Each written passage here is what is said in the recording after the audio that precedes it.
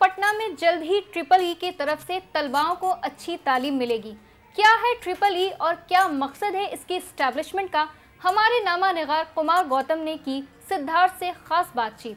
सूबे बिहार में बच्चों के अंदर कितना टैलेंट है ये बताने की ज़रूरत नहीं है, लेकिन बावजूद इसके बिहार से बच्चे दूसरे जगह जाकर पढ़ाई लिखाई करते हैं। ऐसे में ट्रिपल ई के कॉन्सेप्ट को जानेंगे। हमारे साथ हैं के सिद्धार्थ जी, जो चीफ मेंटर हैं। वो बताएंगे कि आखिर उनका क्या है सपना, आखिर उन्होंने ट्रिपल ई क्यों बनाया।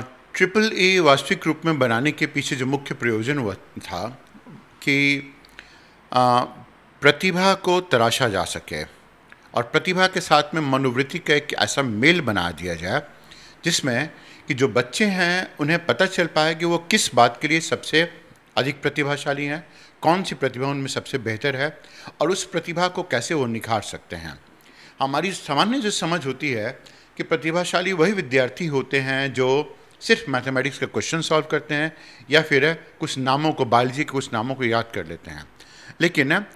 लेकिन वह विद्यार्थी वह भी बहुत प्रतिभाशाली होते हैं जिनकी भाषा बहुत अच्छी होती है, जो बहुत से चीज़ों को ऑर्गेनाइज कर पाते हैं, संगठित कर पाते हैं।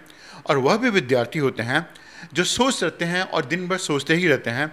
और वह भी होते हैं जो कलाकार भी होते हैं, प्रतिभा वह भी होती है। वैसी भी प्रतिभा को लेना, निखारना और उन्हें 5 ऐसे कैरियर देना जो कैरियर भारत के आने वाले भारत के लिए, 2020 के भारत के लिए सबसे प्रबुद्ध कैरियर होंगे। वह होगा विश्व स्तरीय एकेडमिक्स, अंतर्राष्ट्रीय बिजनेस लीडर, राष्ट्रीय स्तर के जर्नलिस्ट है, सिविल सर्विसेज, सिविल सर्वेंट है और इवन की कुछ बहुत ही अच्छे मेंबर ऑफ पार्लियामेंट भी यह कैरियर होगा उनके लिए। इतना बड़ा ड्रीम प्रोजेक्ट है आपका, तो पटना के बच्चों को किस तरह से आप शिक्षित करेंगे, किस तरह से बताएंगे? जो शिक्षा का यह पहलू है, यह किसी भी पाठ्यक्रम से बंधा हुआ नहीं है। विद्यार्थी जहाँ पढ़ रहे होंगे वहाँ पढ़ते रहेंगे और वास्तविक रूप में यह पूरी शिक्षा पद्धति उनके ग्रेजुएशन को, उनके पोस्ट ग्रेजुएशन को, उनके स्कूल की शिक्षा को और बेहतर ही करेगी। इसका जो करिकुलम, इसका जो पाठ्यक्रम है, उसके अंतर्गत में वह देश में घूम घूम कर भी पढ़ाई करेंगे, वह अपने माता पिता के साथ में बातचीत करके पढ़ाई करेंगे, वह टीवी के न्यूज़ देखकर भी अपनी पढ़ाई करेंगे, वह शहर में जाकर गरीब बच्चों से, निर्धन बच्चों के साथ में मिलकर भी पढ़ाई करेंगे। वह इस बात की भी पढ़ाई करेंगे कि लोग ऐसा क्यों सोचते हैं जिस रूप में वह सोचते हैं, उनकी प्रेक्षण क्षमता किस प्रकार की है।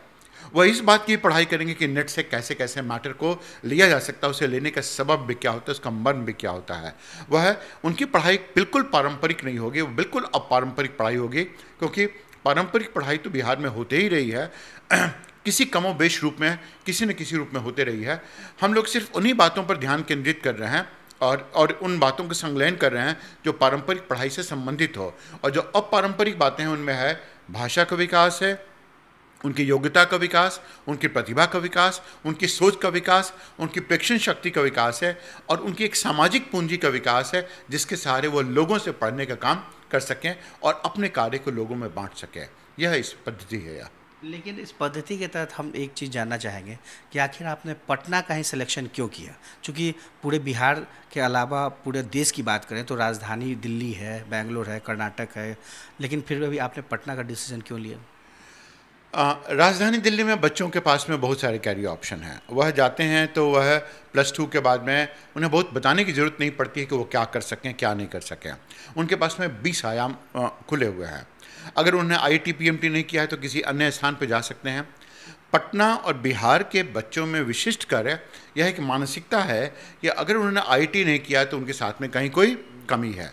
तो पटना और बिहार के बच्चों में के साथ में यही समस्या का समाधान करने के लिए और इसी पहलू को दूर करने के लिए, इसी मानसिकता को सुधारने के लिए हम लोगों ने प्रयास किया है कि पटना ही इसके लिए सबसे बेहतर स्थान हो सकता है। लेकिन फैकल्टी कहाँ के होंगे, किस तरह के होंगे, उनका अंदाज किस तरह से होगा? आप ऐसे समझिए कि ये फैकल्टी सिर्फ फैकल्टी आधारित नहीं है। इसमें कुछ शिक्षक होंगे, कुछ ट्रेनर होंगे, कुछ कोच होंगे, कुछ गुरु होंगे, गुरु 1-2 होंगे जिसे आप कहते हैं मुख्य ट्रेनर, मार्गदर्शक है, मुख्य मार्गदर्शक या चीफ मेंटर, वह होंगे। यह पूरी तरह से आधारित होगा ऐसी शिक्षा पद्धति पर जिसमें कि कोच का एक काम रहेगा, ट्रेनर का एक काम रहेगा, शिक्षण का वह कार्य रहेगा और ये सारे लोग कुछ अगर किसी स्थानीय स्तर पर कुछ हो सकता है ट्रेनर की आवश्यकता पड़े, लेकिन पूरे देश से जो सबसे प्रबुद्ध शिक्षक होंगे, जो सबसे महत्वपूर्ण शिक्षक होंगे, जिन्होंने शिक्षा में काम किया है, वह लोग ही आएंगे। उसमें दक्षिण भारत के कैट के बहुत अच्छे ट्रेनर होंगे, दिल्ली के सबसे अच्छे सिविल सर्विसेज के ट्रेनर होंगे, पश्चिम बंगाल के सबसे अच्छे जर्नलिज्म के ट्रेनर होंगे, और मैनेजमेंट इंस्टीट्यूट से एसपी जैन मैनेजमेंट इंस्टीट्यूट से बिजनेस मैनेजमेंट के ट्रेनर होंगे। वो सभी लोग इस स्थान पर होंगे। और इसके अलावा समय समय पर विद्यार्थियों को IAS officer, international business leader, बहुत अच्छे जर्नलिस्ट, उनके साथ में भेंट वार्ता भी उनकी होती रहेगी, जिसके संसर्ग में वो इस बातों को समझ पाएंगे कि वास्तविक रूप में उन्हें किस स्तर पर पहुंचना है। तो यह पारंपरिक पढ़ाई का हिस्सा नहीं है। सर, एक आखिरी सवाल है, ये कि मार्केट में बहुत कोचिंग है, इंस्टीट्यूशन है, ऐसे में आप अपने आप को कैसे एस्टेब्लिश कर पाइएगा? सबसे पहली बात है कि हम लोग मार्केट में नहीं हैं। यह मार्केट नहीं है, कोई व्यावसायिक पहलू नहीं है कि इसके सिद्धांत में सिर्फ विद्यार्थियों को पैसा लेने की बात करना है। हम लोग इस स्थान पर शिक्षा की बात करने आए हैं, और शिक्षा का अंतिम सबब होता है वह है चरित्र निर्माण। तो जब चरित्र निर्माण के बारे में बात करते हैं तो ये मार्केट से अलग हो जाता है। आप अगर इस सवाल को आप ऐसे कहेंगे कि इस शैक्षणिक वातावरण में, तो शायद इस सवाल का देना हमें अपेक्षाकृत आसान होगा। यह मार्केट के ना अंश है, ना हम लोग बनना चाहते हैं। दूसरी बात है, यह कोचिंग संस्थान भी नहीं है जो सिर्फ विद्यार्थियों को लेगा और वही कार्य कराएगा जो विद्यार्थियों को खुश रखने का कार्य करे।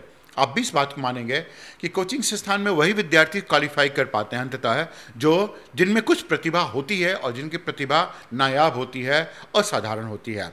हम लोग साधारण विद्यार्थियों को भी लेकर उनकी प्रतिभा को तराशने का कार्य कर रहे हैं। इसलिए यह कोचिंग नहीं है। यह कोचिंग इसका एक मात्र 5 या 10% हिस्सा हो सकता है, लेकिन यह कोचिंग से कहीं अधिक है, क्योंकि इसमें मार्गदर्शन है। इसमें पूरे बच्चों को भारत भ्रमण कराकर भी यह बताया जाएगा कि वो अपने लीडरशिप क्वालिटी का डेवलपमेंट कैसे कर सकें। विद्यार्थियों को अपने माँ बाप से सीखने का कार्य बताया जाएगा। विद्यार्थियों का अटैचमेंट होगा मंदिर से, मस्जिद से, गिरजाघर से, जिससे वो एथिक्स और इंटीग्रिटी का विकास कर सकें और सभी धर्मों के सहिष्णुता के पहलू को भी समझ सकें। विद्यार्थियों का अटैचमेंट होगा पॉलिटिशियन के साथ में, जिससे उनके जीवन शैली के बारे में समझ सकें, और वह ब्यूरोक्रेसी भी उन्हें ट्रेन करेगी। तो यह मार्केट में ये सब बातें नहीं होती हैं, और नहीं तो ये कोचिंग में ये सब बातें होती हैं। ये कोचिंग से कहीं कहीं कहीं कहीं ऊपर की चीज़ है। बिल्कुल। तो ऐसी उम्मीद है कि ये बाज़ार में जिस तरीके की शिक्षा दी जाती है, जिस तरह से हॉबी है कोचिंग इंस्टीट्यूट, सूबे बिहार के कई गांव के सुदूर इलाके से बच्चे आते हैं, पढ़ते हैं, उनका पैसा भी खर्च होता है, लेकिन शायद चरित्र निर्माण नहीं हो पाता है। इसके लिए EEE का ये कॉन्सेप्ट कितना कारगर साबित होगा, और देखना दिलचस्प होगा कि इस तालीम के बाद बच्चों में कितनी गुणवत्ता बढ़ती है। कैमरा पर्सन आनंद के साथ कुमार गौतम, ATN।